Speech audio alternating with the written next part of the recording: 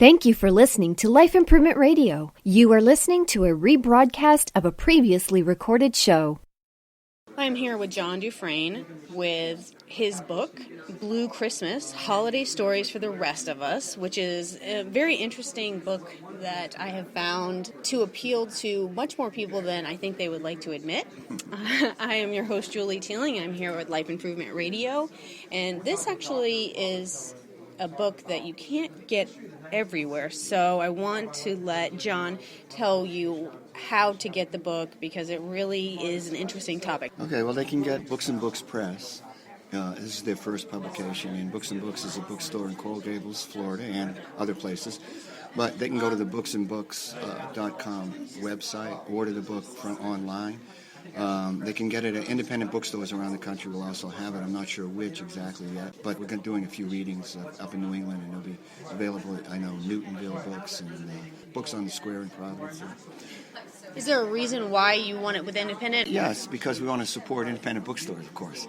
We had to put a lot of money up front. When I say we, I mean Mitchell Kaplan, who runs Books and Books, who was just got an award this week at the National Book Awards, for a Lifetime Achievement Award, actually. So Mitchell has done a lot with the American booksellers, and he wanted to support independent bookstores. And he had to put up a lot of money, and we're working on a tight margin. We want to sell them ourselves and get it out there to people. And it's a different model, different way of selling books than the traditional one. And it's, Mitchell's one of the new Books and Books Press, one of the new sort of model for publications and publishers, working closely with the authors, sharing revenue with the authors and that kind of stuff, rather than the old model. Well, and I think it's really kind of germane to your book, because your book, isn't it, in essence, talking about how things just get so blown out of proportion and you're losing the spirit of what it was meant to be in the first place, and you're taking something that was more genuine and giving into some commercial, nasty, gluttonous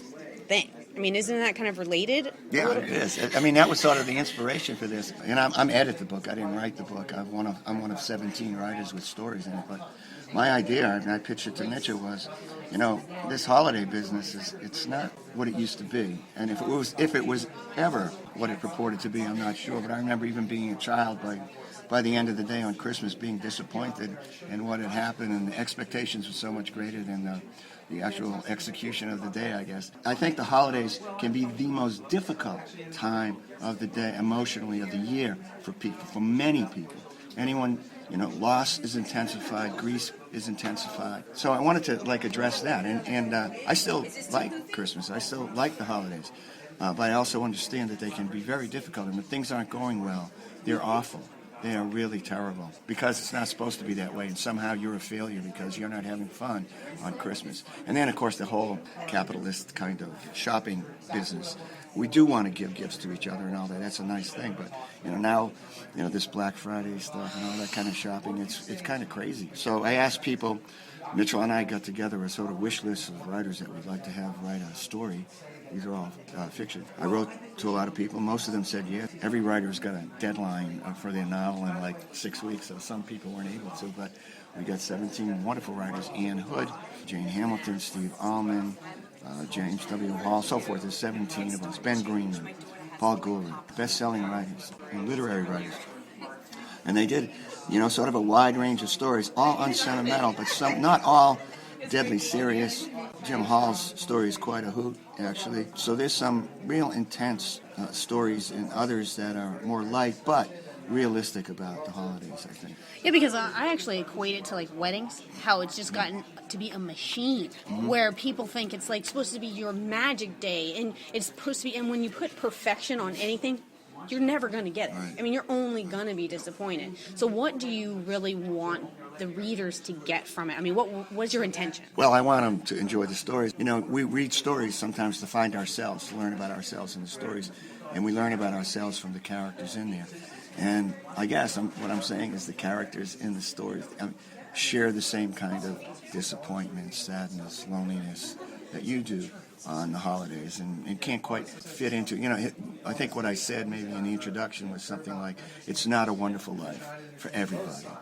Even though we're forced to watch that movie, and every Christmas, we get those stories that come back at us, and they're all kind of saccharine, and they're dishonest in that way, in that they're sentimental and they're trying to get emotion without earning it and so forth. So it's like they're faking it. Right.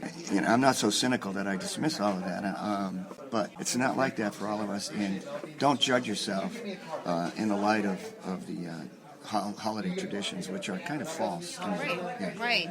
Yeah, because I think that people tend to feel alone because everybody has these expectations, and I think this book can give a relatability that maybe people aren't getting through all of this rigmarole of decorations and presents. Yeah, it is. I've been getting in touch with people about sending out a notice that the book's available, which it really, tomorrow it launches actually here at the Miami Book Fair. And people have written me, a lot of people are surprised how disgusted they are with Christmas and how they won't give, they're just like that. And I say, yeah, but you can still read a book. People have just been really jaded about the whole holiday, and more than I thought. I thought some of us have a hard time with it. I always tell my students, I teach writing, to get an intense, dramatic scene, write about an event, a ritual event in which families get together, a wedding, right, Thanksgiving, a family reunion, a funeral, yes, all of that, and just get them together. And some kind of trouble is going to happen. Oh yeah, you don't know what it's family dynamics. And as a fiction writer, of course, that's what you're looking for. You're looking for trouble. Yeah, of course. So get families together, and even if they're families that you made up, what you want to happen in fiction, everything that you don't want to happen to your friends and family and loved ones should happen to your characters in a story. People under stress, we get to know them and we get to care about them. You can see the worst and the best in people in those extreme situations, like in funerals, weddings, and the holidays. So I think that this is a great topic. I'm very interested in looking into your book. So it starts tomorrow. Yeah, the launch is tomorrow, Sunday at the Miami Book Fair. But you can get it actually anytime now from the Books and Books website. And independent bookstores. Go to your independent. Don't do the big boxes. So, well, I want to say thank you to John Dufresne. Look for his book, The Blue Christmas, Holiday Stories for the Rest of Us. And I do mean the rest of us. And even if you don't admit it, you probably are in there somewhere. So you have been listening to Julie Teeling at Life Improvement Radio.